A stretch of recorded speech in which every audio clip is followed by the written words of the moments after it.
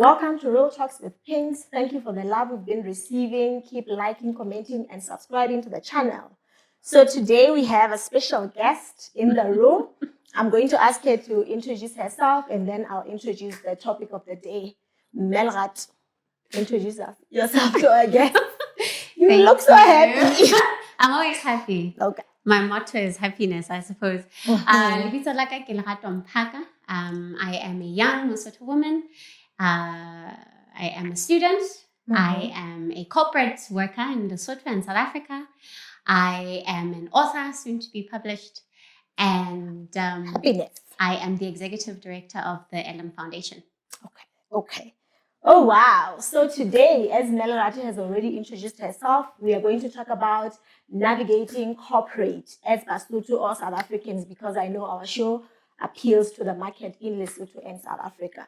So Lerato, our 20s are usually a time for self-discovery, getting experience, and just making mistakes in our jobs.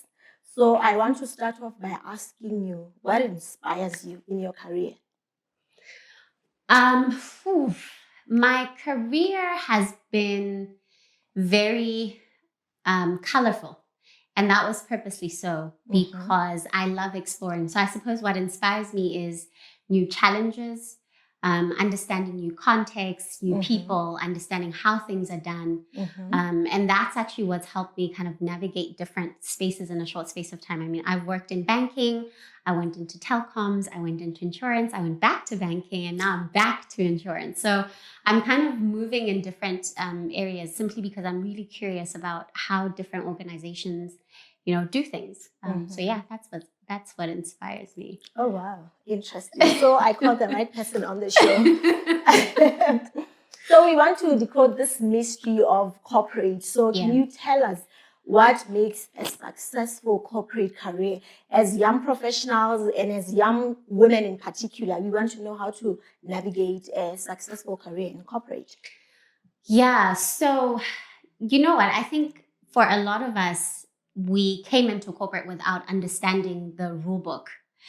Just like everything else in life, corporate actually has a specific set of rules about, what's going to get you to the next level of management if you're looking for management, what's going to get you in the right rooms if what you're looking for is impact. Yes. What we don't tend to do as young incumbents in jobs is to actually sit down and try and figure that out. We kind of, we get into the job and we're like, I'm just going to keep my head on the ground. I'm going to do my job. I'll do whatever I'm being told. And that should miraculously get me where I'm supposed to go. That's not how it works. You have to craft your own career path. And I always say to people, don't marry yourself to a specific organization. Marry yourself to a path. Understand that I want to be a specialist in whatever field for 2 years. Then I want to become a middle manager because I want to understand how to manage people. Then I want to go into senior management. But stop tying yourself to, I want to be this in X and X company, because you can't control X and X company, but what you can control is your own career. And every time you think you're about to hit a milestone, the big question you need to ask yourself is, what skills are going to take me to the next milestone that I need to be? So, your career has to be tied with your constant learning journey as well, because you're not going to be a middle manager with the skills that got you into the job. You need to improve those. And there are very many ways to do that, right? You can go on short courses, you can have a mentor, but you have to understand what you're trying to do. Otherwise, you'll be swimming around in the same job, getting frustrated because other people are moving beyond what you thought you could do. But you haven't actually set what your career path should look like. Oh, wow. I like when you say we shouldn't tie ourselves to certain companies, because I always say to people, because you're not a tree, you can move. Absolutely. So at least when you know where you're going, you can move from that company and maybe get a leadership role elsewhere. Absolutely. So you talk about skills. Let's get on to skills. Yeah. What do we do to set ourselves apart to be in middle management or maybe executive level, depending where a young professional is at the moment? Yeah. So look, you need to decode all of these levels in corporate, right? You need to kind of look at the middle managers that you aspire to become. We all have those people, the woman or the gentleman who kind of walks into the room and you're just like, oh, I can follow this guy. What are they doing? What is it about them that inspires you? If it's a presence, if it's them articulating themselves, then sign up for free courses that can help you actually master, articulation. There are things like Toastmasters. If you love the way somebody presents, you love their presentation style, sign up to get, skills around PowerPoint presenting. It's all about looking at that person and saying, what is it about them that I like? And how do I improve on that? Because I know it's a gap for me. Otherwise, I wouldn't aspire to it. Same thing with executive management. What is it about your senior leaders that inspires you to come to work? Is it the fact that they tie you to a vision? Is it the fact that they seem to know everything financial? How do you then translate that into actual skills? And there are a lot of places you can get skills. Coursera is one, Udemy's one, Stellenbosch has a number of executive courses, UCT has the same, WITS has the same. So schools are trying to democratize this knowledge as much as possible, but you can't really do much until you know what you're trying to achieve. So that's the base, actually, is understanding your own career path and then saying, okay, these are my critical milestones, and these are the skills that I want to have when I get to those critical milestones.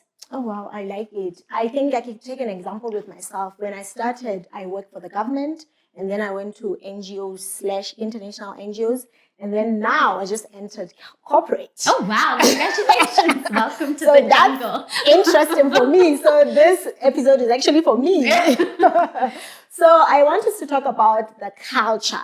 Yeah. There are organizational cultures. So let's talk about the culture and the politics. Yeah. How do we navigate the culture and the politics as young professionals? Well, the first thing is you have to accept that you're walking into a culture. A lot of us, when we start in organizations, you don't start as the MD or the CEO. You start as a junior or a middle manager, and you need to first and foremost accept the culture that you're going into. It doesn't mean like it, it means accept it, because the culture really is actually the unwritten rules of the game. It's actually how things are done in that space.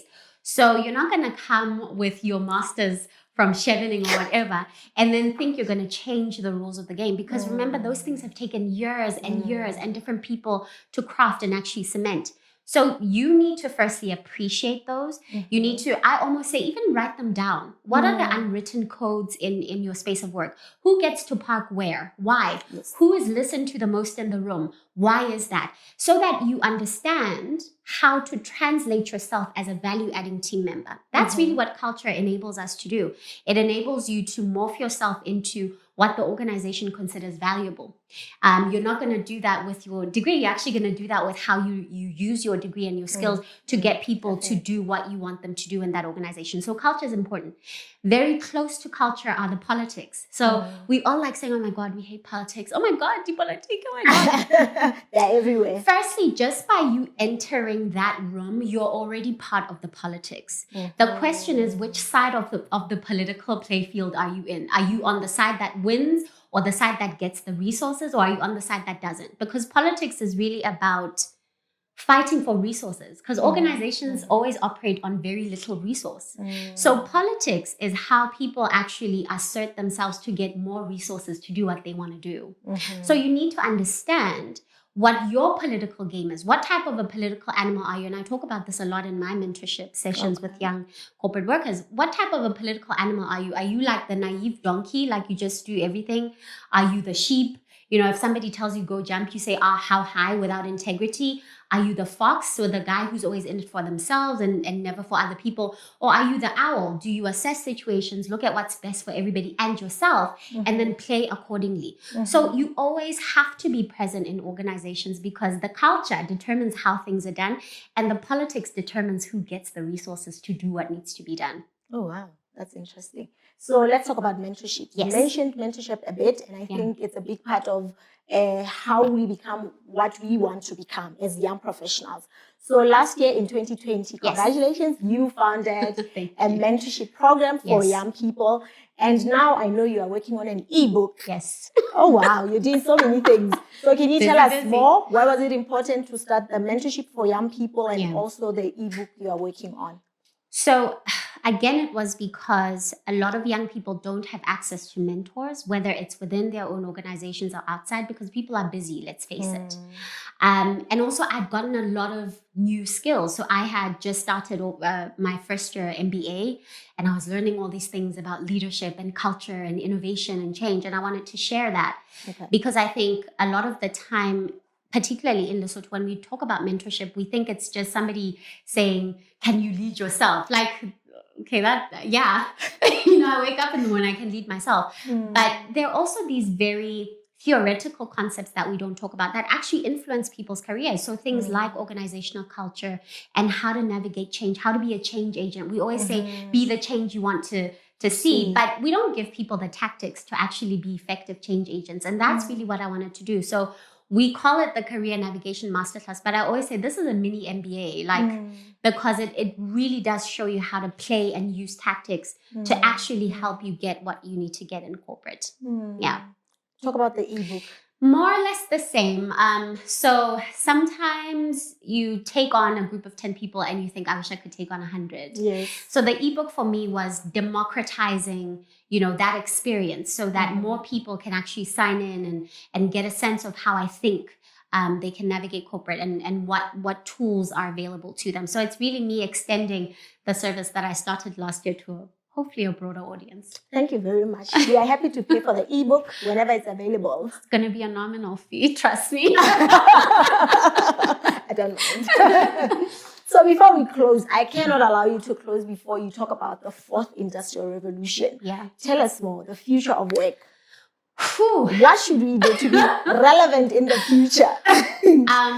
Firstly, you need to change who you are today. Wow. That's the starting point, because the work of the future looks nothing like the work of today.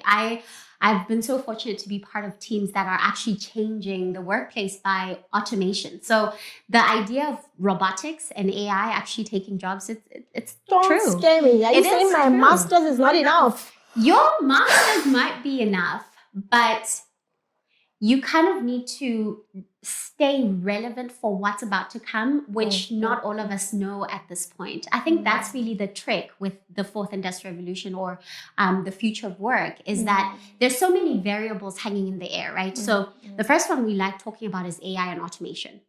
But let's also remember that the average lifespan of individuals is increasing.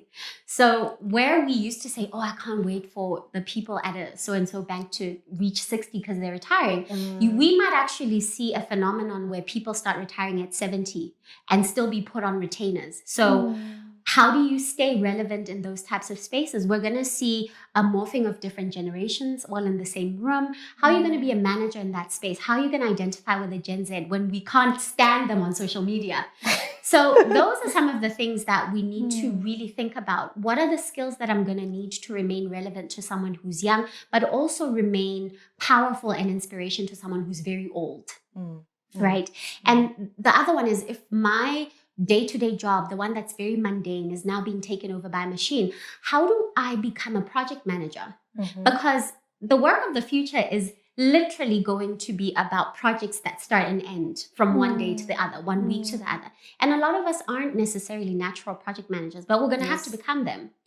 The other interesting, I think, skill that we're going to have to think about is critical thinking. So with all of these different variables, especially pressures from the external environment, how are you going to make sure that the decisions you take as a manager in that organization speak to the organization's vision, but also speak to the environment that it's in?